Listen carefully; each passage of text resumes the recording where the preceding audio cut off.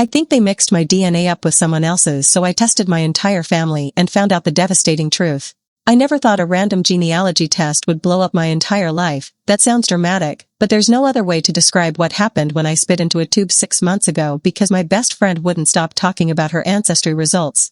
I'm 28, living in Denver, working as a veterinary technician, normal life, normal family. My parents are still married after 35 years, still living in the same house where I grew up in Boulder. I have one younger brother, Nathan, who's 25 and teaching high school math in Colorado Springs. We're close, not best friends, but we text regularly, see each other on holidays, genuinely like each other. My family is about as standard as it gets. Dad's an engineer, mom's a retired school librarian. We're white, middle class, boring in the most comfortable way possible. My parents met in college, got married young, had me 3 years later, then Nathan 3 years after that. Simple, straightforward family history. Or so I thought. The DNA test was one of those popular ancestry kits. I ordered it in September mostly to shut up my friend Rachel, who kept insisting I'd find out something fascinating about my heritage. She discovered she was 12% Scandinavian and wouldn't stop talking about Vikings.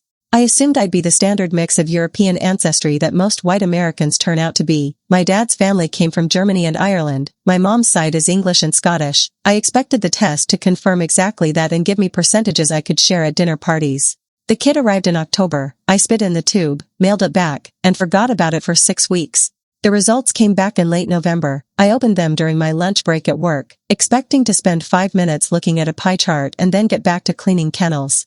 The ancestry breakdown was roughly what I expected: 48% German, 23% Irish, 18% English, 11% Scottish and Welsh, standard white American mutt results. But then I scrolled down to the DNA relatives section. The way these tests work is they show you other people who've taken the test and share significant DNA with you. Parents and siblings show up as immediate family. Cousins show up at varying levels depending on how closely you're related. I expected to see my parents if they'd taken the test, which they hadn't, maybe some distant cousins I'd never heard of. Instead, the first result showed a match labeled close family. First cousin was someone named Margaret Chen. We shared 5% of our DNA.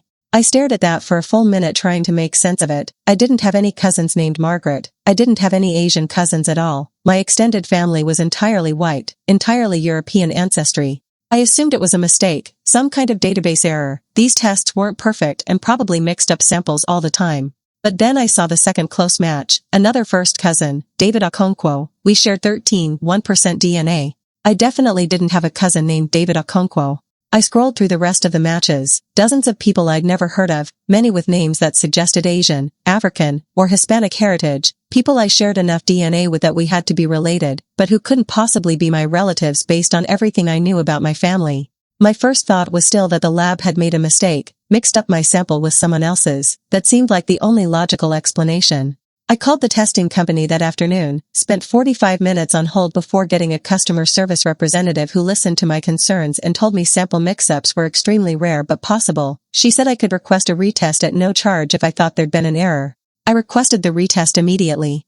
The second kit arrived a week later. I was more careful this time, following every instruction precisely, making sure the sample was sealed correctly, documenting everything. Sent it back and waited another 6 weeks. The second results came back in mid-January, identical to the first test, same ancestry breakdown, same DNA relatives, including Margaret Chen and David Okonkwo as close family matches. That's when I started to panic. If 2 separate tests showed the same results, the tests weren't wrong, which meant either my understanding of my family was wrong, or something else was going on that I couldn't explain. I started researching how DNA inheritance works, found out that first cousins share about 5% DNA on average because they share one set of grandparents. The amount of DNA I shared with Margaret and David was consistent with us having one grandparent in common. But all 4 of my grandparents were white. I'd known them all. Both my dad's parents had died when I was in college, but my mom's parents were still alive, still living in Arizona where they'd retired 15 years ago. Unless one of my grandparents wasn't actually my biological grandparent. That thought made me feel sick. I decided not to tell my parents yet, not until I understood what was happening. I reached out to Margaret Chen through the DNA testing website's messaging system instead. I sent her a message explaining that we'd shown up as first cousins, but I didn't understand how that was possible. I asked if she knew anything about her biological family that might explain the connection. She responded 2 days later. Margaret was 32, living in San Francisco, and had taken the DNA test because she was adopted. She'd been trying to find her biological family for years. When I showed up as a close relative, she'd been excited and had been waiting for me to contact her. She said she'd been born in 1991 in Denver and adopted as an infant through a private adoption. She'd never been able to find any information about her biological parents. The adoption records were sealed and her birth certificate listed her adoptive parents. She asked if I had any relatives who might have given up a baby for adoption in 1991. I did the math. In 1991, my dad would have been 30, my mom would have been 28, I would have been 2 years old. My parents definitely hadn't given up a baby in 1991. I would have known. You can't hide a pregnancy and adoption from a 2-year-old's existence in a household. But maybe my dad's brother or sister, except my dad was an only child. My mom had one sister, my Aunt Linda, who'd never had children and had been living in Seattle in 1991. I asked Margaret if she had any other information, anything at all about her birth parents. She said the only thing she knew was that her birth mother had been young and that the adoption had been arranged quickly through a private lawyer. No names, no details. Her adoptive parents had told her they'd gotten a call that a baby was available and they'd agreed immediately. We kept messaging back and forth over the next week. I liked Margaret. She was smart and funny and clearly just wanted to understand where she came from, but I had no answers for her. Then I got a message from David Okonkwo. David was 34, living in Atlanta, also adopted as an infant, born in Denver in 1989, same story, sealed records, no information about biological parents. 2 first cousins, both adopted as infants in Denver in the late 1980s and early 1990s, both looking for their biological families. Both connected to me through DNA. I started feeling like I was in a mystery I couldn't solve. There had to be a connection I was missing. I decided to test my brother Nathan. If he showed the same first cousin connections to Margaret and David, then the connection had to be through our parents or grandparents. If he didn't, then something else was going on. I bought Nathan a DNA test for his birthday in February and convinced him to take it by saying I wanted to compare our ancestry results. He agreed, thought it was fun. His results came back in late March. Nathan showed zero connection to Margaret Chen or David Okonkwo. They didn't appear in his DNA relatives at all. But I showed up in his results as expected, full sibling, sharing about 50% of our DNA. I stared at those results for hours trying to understand what they meant. If Nathan and I were full siblings, we shared both parents, but I had first cousins that Nathan didn't share. That was impossible unless those cousins were only related to me through a parent that Nathan and I didn't share. But we did share both parents, the DNA confirmed it. The only explanation was that Margaret and David weren't related to me through my parents at all. They were related to me some other way. Except first cousins have to share grandparents. That's how first cousin relationships work. You can't be first cousins with someone without sharing at least one set of grandparents. Unless the DNA test was showing first cousin level DNA match but the actual relationship was something else. I started researching alternative explanations, found out that half-siblings share about 25% DNA, which is twice what first cousins share, so Margaret and David couldn't be my half-siblings. But then I found something else. In cases of assisted reproduction, particularly sperm or egg donation, unusual DNA relationships can appear. A child conceived through donor sperm or eggs might share DNA with the donor's biological relatives even though there's no traditional family relationship. That thought made my stomach drop. What if I was conceived through sperm or egg donation? That would explain why I had biological relatives my brother didn't share. It would explain the DNA matches that didn't fit my known family tree. But my parents had never mentioned anything like that, ever, and it seemed like something they would have told me, especially as an adult. I decided I needed to test my parents. I needed to know for certain whether they were both my biological parents. I bought 2 more DNA kits and went to visit my parents in Boulder the next weekend, told them I was doing a family genetics project and wanted everyone's DNA for comparison, made it sound casual and fun. My dad thought it was interesting and agreed immediately. My mom seemed hesitant but went along with it when my dad started talking about tracing our German ancestry. I collected their samples, sent them in, and spent the next 6 weeks having anxiety attacks every time I thought about what the results might show. The results came back in early May. My dad was definitely my biological father. We shared 50% of our DNA, exactly what you'd expect for a parent-child relationship.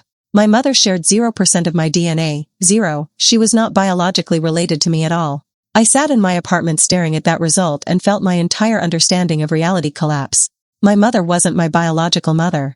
I called in sick to work the next day and spent 12 hours researching every possible explanation: donor eggs, surrogacy, adoption, hospital baby swap, literally anything that could explain how the woman who raised me wasn't biologically related to me.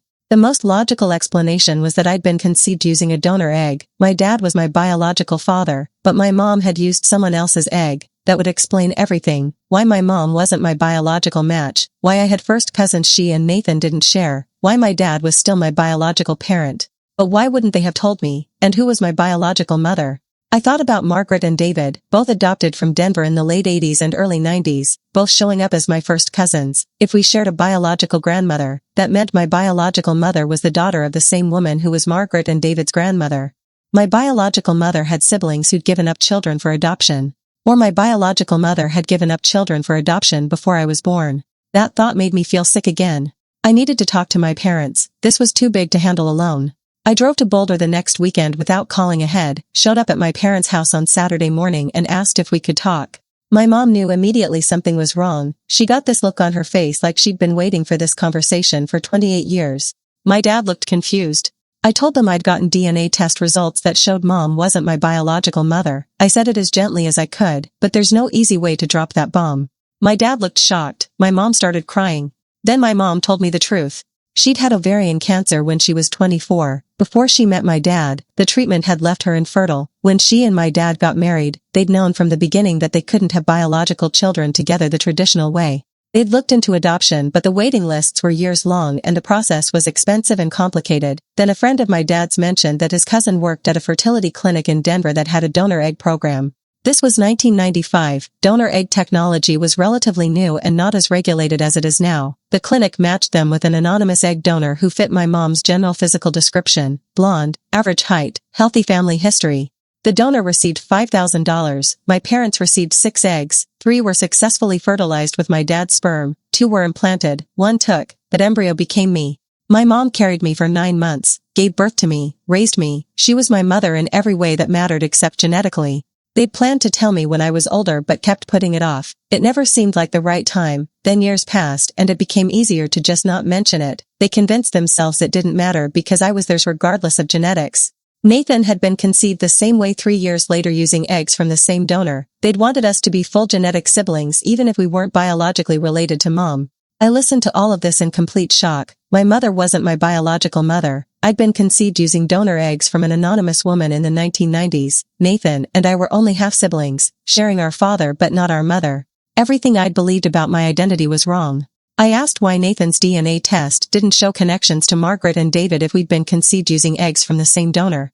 My mom said they'd used 3 eggs for my conception and 3 for Nathan's. The clinic had told them the eggs all came from the same donor. But what if that wasn't true? What if the clinic had mixed up donors? What if my eggs came from one woman and Nathan's came from another? That would explain why I had genetic cousins Nathan didn't share. I asked which clinic they'd used. My mom gave me the name, Denver Reproductive Medicine. I looked it up immediately. The clinic had closed in 2003 after being investigated for ethical violations and record-keeping failures, multiple lawsuits, allegations of using wrong donor sperm or eggs, allegations of lying to patients about donor screening and medical histories. The clinic had destroyed most of their records before closing: patient files, donor information, everything, gone. My biological mother was somewhere out there, probably having no idea that her donated eggs in the 1990s had resulted in a daughter who was now trying to find her. And she'd apparently had other children, biological children she'd raised or given up for adoption, which was how Margaret and David connected to me as first cousins. I asked my parents if they'd ever tried to find information about the donor. They said no. The donation had been anonymous and they'd signed agreements not to seek out the donor's identity. I told them I wanted to find her. I needed to understand where I came from, who I was biologically related to, what my actual genetic family looked like. My mom started crying harder. She said she understood, but it hurt that I felt like she wasn't enough, that genetics mattered more than the fact that she'd raised me and loved me for 28 years. I told her that wasn't what this was about. She was my mom. Nothing would change that. But I also deserved to know my biological origins. I deserved to understand my genetic heritage and medical history. My dad agreed. He said they should have told me years ago and he was sorry they'd kept it secret. He said he'd help me however he could. I left that conversation feeling like my entire identity had shifted. Everything I thought I knew about myself was built on incomplete information. I reached back out to Margaret and David and told them what I'd learned, that I'd been conceived through donor eggs and we were likely related through my biological mother, their aunt or cousin perhaps. Margaret was excited. She said this was the first real lead she'd ever had about her biological family. If we were all related, maybe we could work together to figure out who our shared relatives were. David had already done extensive DNA genealogy research and offered to help build our genetic family tree. He'd been working with a genetic genealogist trying to identify his biological parents and said the same techniques could help us. Over the next 2 months, the three of us worked together analyzing our DNA matches, building family trees, and trying to identify our shared biological grandmother. The process was complicated. We had to look at all our shared DNA matches, figure out which ones connected to all three of us, then trace those connections back through generations to find common ancestors. David's genetic genealogist was incredibly helpful. Her name was Patricia, and she specialized in helping donor-conceived people and adoptees find their biological families.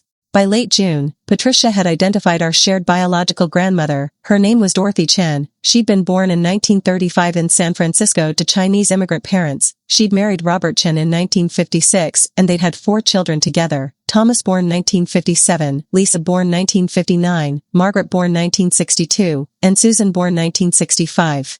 Dorothy's daughter Lisa had moved to Denver in the early 1980s. She'd gotten married, had 2 children, then divorced in 1987. Shortly after the divorce, Lisa's 2 children, ages 4 and 6, had been removed from her custody by Child Protective Services. Those children were Margaret and David, siblings, not cousins. Their mother was Lisa Chen. And Lisa Chen was my biological mother too. Lisa had apparently donated eggs to Denver Reproductive Medicine sometime between 1988 and 1995, probably for money since she'd been struggling financially after losing custody of her children. My biological mother was a woman who'd lost custody of 2 children and then sold her eggs to a fertility clinic, eggs that became me. Patricia helped us find current information about Lisa. She was still alive, 64 years old, living in Pueblo, Colorado. She'd never regained custody of Margaret and David. She'd had no other children that we could find. I sat with that information for weeks trying to decide what to do. Did I want to meet the woman who was my biological mother? Did I want to contact her and potentially disrupt her life? Margaret definitely wanted to meet her. She'd been searching for her biological mother her entire adult life. Now she finally knew who Lisa was and where she lived. David was more hesitant. He'd been through years of therapy dealing with abandonment issues from being removed from his mother's custody and placed for adoption. He wasn't sure he wanted to open that wound. I didn't know what I wanted. This woman was a stranger to me. She'd donated genetic material that became half of me, but she wasn't my mother in any meaningful way. That was the woman who raised me in Boulder. But I also felt this pull to understand where I came from, to see the person whose DNA I carried, to know if I looked like her, if we had similar mannerisms, if there was any connection beyond genetics. Margaret decided to reach out first. She sent Lisa a letter in July explaining who she was, that she'd been adopted in 1991 and had used DNA testing to find her biological family. She included her contact information and said she'd love to meet if Lisa was open to it. 3 weeks later, Margaret got a response. Lisa said she remembered giving birth to Margaret in March 1991. She'd been homeless, struggling with addiction, and had made the decision to place Margaret for adoption because she couldn't care for another child when she'd already lost custody of her first 2. She'd thought about Margaret over the years and wondered how her life had turned out. She said she'd gotten sober in 2005 and had been clean for 19 years. She worked at a grocery store, lived in a small apartment, had a quiet life. She'd never tried to find her children because she didn't think she deserved to disrupt their lives after abandoning them. But if Margaret wanted to meet her, she'd like that very much. Margaret shared the letter with David and me. She was going to meet Lisa in August and asked if we wanted to come. David said no, he wasn't ready. I said yes, I needed to see her. I needed to understand who this person was.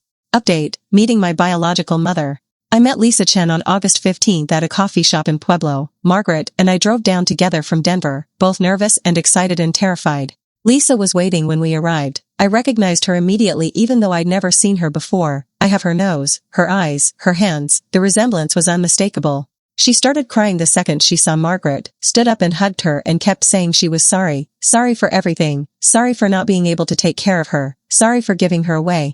Margaret cried too, told her she had a good life, that her adoptive parents loved her, that she wasn't angry, she just wanted to know where she came from. Then Lisa looked at me, confused at first because she didn't know who I was. Margaret introduced me and explained about the donor eggs, about the DNA test, about discovering we were half-siblings. Lisa went completely pale. She sat down heavily and put her head in her hands. She said she'd donated eggs twice to Denver Reproductive Medicine in 1994 and 1995. She'd needed money desperately, was living in her car, and the clinic paid $5,000 per donation cycle. She'd thought she was helping infertile couples have babies. She'd never thought about those potential children as her children. They were just eggs, just genetic material. But now here I was, a living person who existed because of her DNA, a daughter she'd never known about. We talked for 3 hours. Lisa told us about her life, growing up in San Francisco, moving to Denver for a job, getting married and having children, struggling with addiction after her divorce, losing custody of Margaret and David's older siblings, spiraling deeper into drugs and homelessness.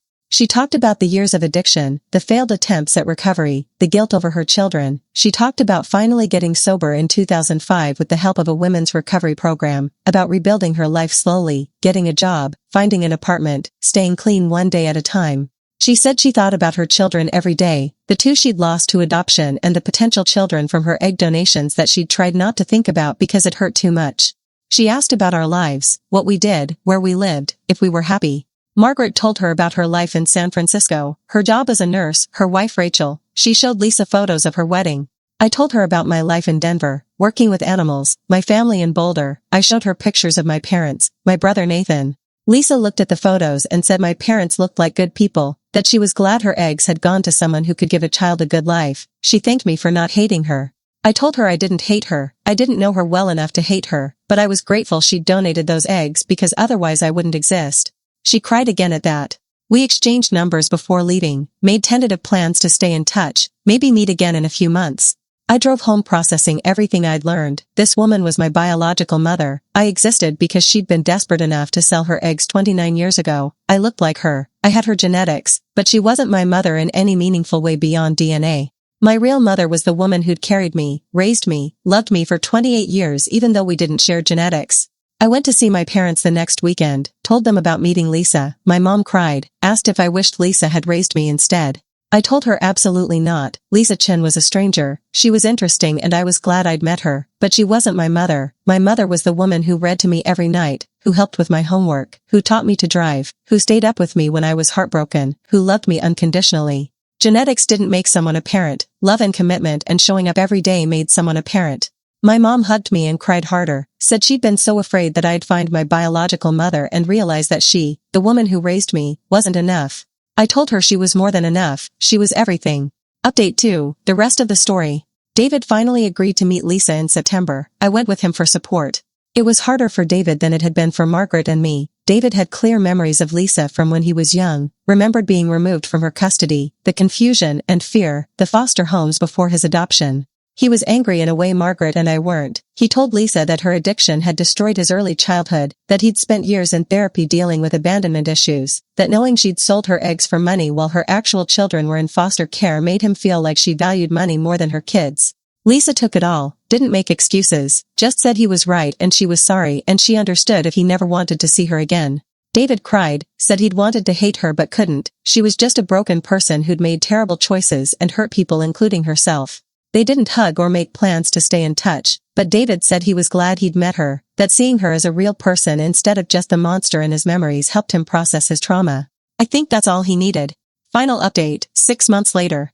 It's been 6 months since I found out about the donor egg conception. My life has settled into a new normal that feels both strange and comfortable at the same time. Margaret and I have become genuinely close. We talk at least once a week, have visited each other several times. She feels like the sister I never knew I had, which I guess she is. We share interests, similar senses of humor, even some of the same mannerisms that come from shared genetics rather than shared upbringing.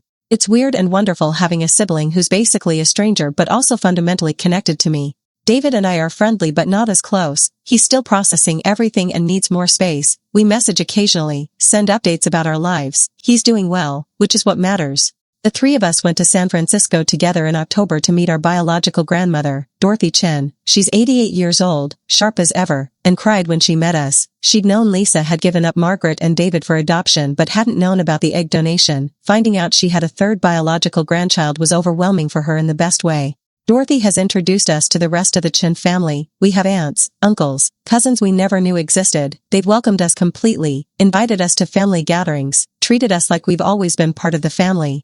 It's surreal having this entire second family that's biologically mine but completely foreign to my actual life experience.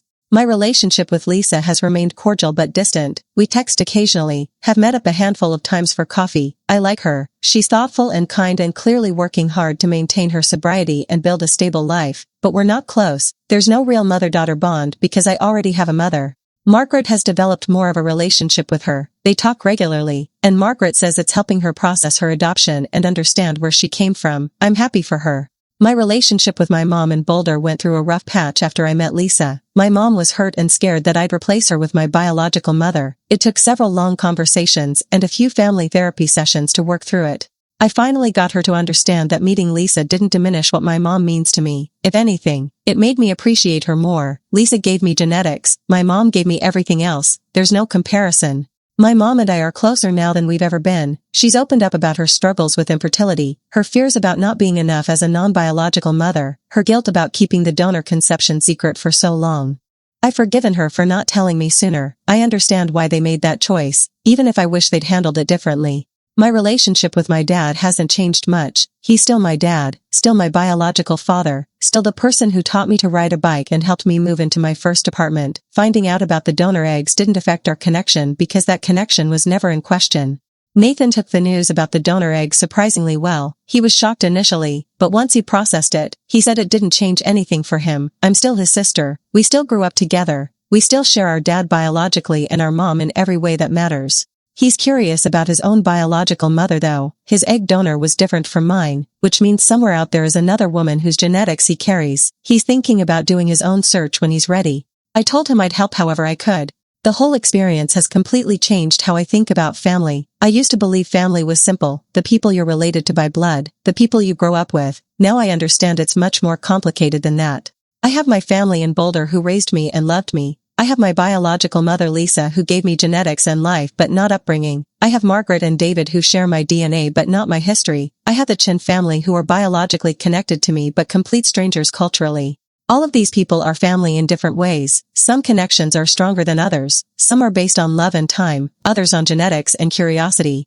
I've learned that DNA doesn't determine who matters to you. It's interesting. It explains physical traits and medical history. It connects you to people you might never have met otherwise, but it doesn't create the bonds that actually matter. What matters is who shows up, who loves you when you're difficult, who celebrates your successes and supports you through failures, who you trust and choose to keep in your life. By that measure, my parents in Boulder are absolutely my real parents. They chose me before I was even born. They fought through infertility treatments and donor egg processes to bring me into the world. They raised me and loved me unconditionally for 28 years. Lisa Chen is my biological mother, and I'm grateful to her for donating those eggs. I'm grateful I got to meet her and understand where some of my traits come from, but she's not my mom. Margaret and David are my biological siblings, and I'm building real relationships with them based on genuine connection and shared experience of discovering our origins, but they're not replacing Nathan, who's been my brother my entire life. The Chin family is welcoming and kind, and I enjoy getting to know them, but they're not replacing the family I grew up with. I'm learning to hold all of these relationships simultaneously without ranking them or forcing them to compete with each other. They all exist, they all matter in different ways, and that's okay. I've also learned some practical things through this process. I now know my actual genetic medical history, which turns out to be important. Lisa's family has a history of breast cancer that my mom's family doesn't have. I need earlier and more frequent mammogram screenings than I would have otherwise. That's valuable information I wouldn't have known without finding my biological mother. I also look more like Lisa than I ever looked like my mom, which explains why strangers used to comment that I didn't resemble my parents. It used to make my mom uncomfortable. Now we can laugh about it. My relationship with genetic testing companies has become complicated. I'm grateful the technology exists because without it I never would have discovered the truth about my conception or found Margaret and David, but I'm also aware of how these tests can explode family secrets that maybe some people aren't ready to handle. I've connected with online communities of donor-conceived people and it's eye-opening. There are thousands of us out there, products of egg or sperm donation from the 1980s and 1990s before the industry was properly regulated. Many of us are discovering through DNA tests that our families aren't what we thought they were. Some people are angry about being lied to, others are grateful to finally have answers. Most of us are somewhere in between, processing complicated feelings about identity and family and truth. I've become an advocate for donor-conceived people's rights. I think everyone deserves to know their genetic origins. Donor anonymity made sense decades ago, but in the age of consumer DNA testing, it's impossible to maintain. Donors and recipient families need to understand that anonymity can't be guaranteed anymore. I also think parents need to tell their children early if they're donor-conceived. Waiting until the kid is an adult and finding out through a DNA test is traumatic and damages trust. If my parents had told me when I was young, this whole experience would have been so much less shocking. But I also understand why they didn't tell me. They were scared, they thought they were protecting me, they made the choice that felt right at the time with the information they had. I've forgiven them, we've all moved forward. Work has been good. My co-workers know the basic story that I discovered through DNA testing that I was donor-conceived and found biological siblings. They've been supportive and curious in appropriate ways. A few of them have taken DNA tests themselves now and discovered surprising things about their own families. Apparently everyone has secrets. Rachel, my friend who convinced me to take the DNA test in the first place, feels partially responsible for blowing up my life. I've told her repeatedly that I'm grateful. Yes, it was shocking and painful at times, but I'm better off knowing the truth than living in ignorance.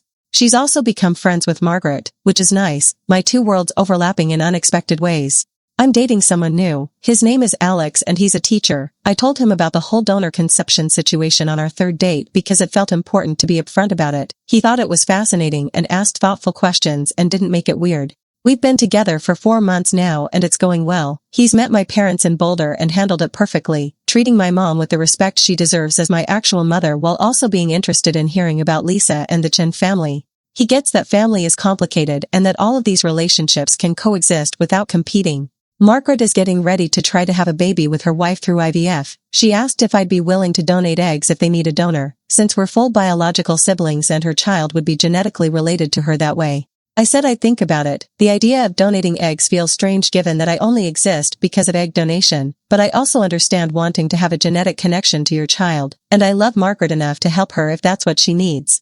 We'll figure it out. Dorothy, our biological grandmother, had a health scare in December, heart issues. She's stable now, but it reminded all of us that she's 88 and we don't have unlimited time with her.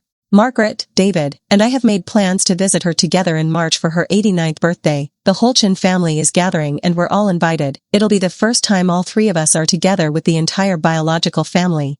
I'm bringing Alex, Margaret's bringing her wife, David's bringing his girlfriend. We're introducing our chosen families to our genetic family and hoping it goes well. My parents understand why I'm going. My mom even helped me pick out a gift for Dorothy. She's made peace with the fact that I have this other family now, and that having them doesn't diminish my relationship with her. Nathan is thinking about searching for his biological mother. He's been watching me navigate this whole situation and feels ready to start his own journey. I've connected him with Patricia, the genetic genealogist who helped us, and she's agreed to help him.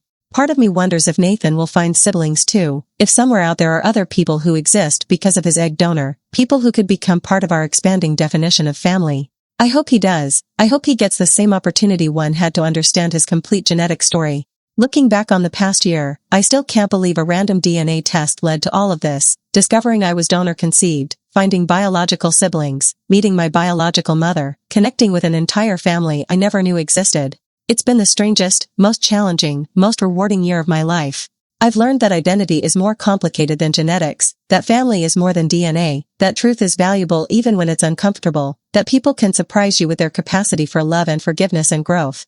I've learned that my mom is my mom regardless of genetics, that the woman who raised me will always be my real mother, that biology is interesting but ultimately less important than the daily choice to show up and love someone. I've learned that secrets have a way of coming out eventually, that honesty, even difficult honesty, is better than comfortable lies, that trust once broken can be rebuilt if everyone is willing to do the work.